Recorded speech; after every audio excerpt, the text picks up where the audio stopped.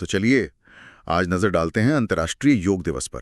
जो भी जानकारी हमें मिली है उसके आधार पर एक गहराई से चर्चा करते हैं।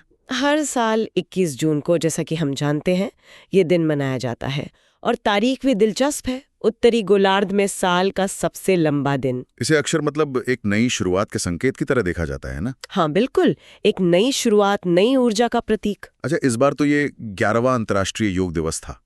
मतलब 11 साल हो गए इस वैश्विक आयोजन को। काफी समय है। हाँ, 11 साल एक लंबा सफर है। अच्छा, इस साल की थीम भी काफी सोचने वाली है। योग एक पृथ्वी एक स्वास्थ्य के लिए। ये सिर्फ व्यक्तिगत सेहत की बात नहीं कर रही है, बल्कि इसे हमारे ग्रह के स्वास्थ्य से भी जोड़ रही है। आपके हिसाब से ये जो स्रोत हमें मिले हैं वो इस थीम के बारे में क्या खास बताते हैं? हाँ, ये थीम बहुत महत्वपूर्ण है।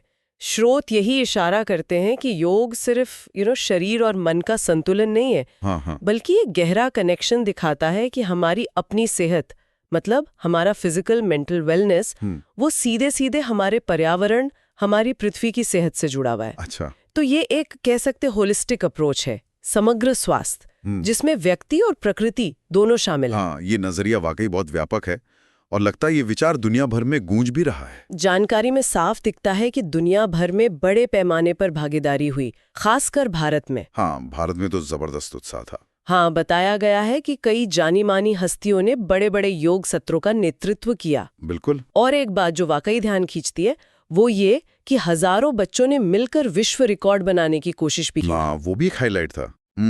ये दिखाता है कि योग सिर्फ बड़ों तक ही सीमित नहीं है, नई पीढ़ी भी इससे जुड़ रही है। ये अपने आप में मतलब योग की बढ़ती लोकप्रियता का एक बड़ा सबूत है। सही कहा। और ये जो उत्साह था ये सिर्फ भारत तक ही नहीं था।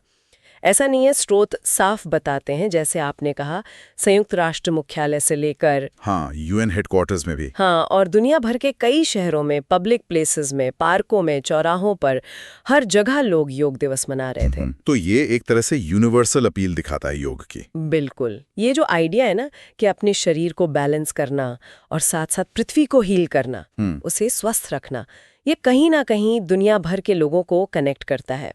भाषा, कल्चर, ये सब चीजें यहाँ पीछे रह जाती हैं। स्रोत इसी यूनिवर्सल कनेक्शन को हाईलाइट करते हैं। तो अगर हम सब कुछ समेटे, इस 11वें अंतर्राष्ट्रीय योग दिवस की खास बातें क्या रहीं?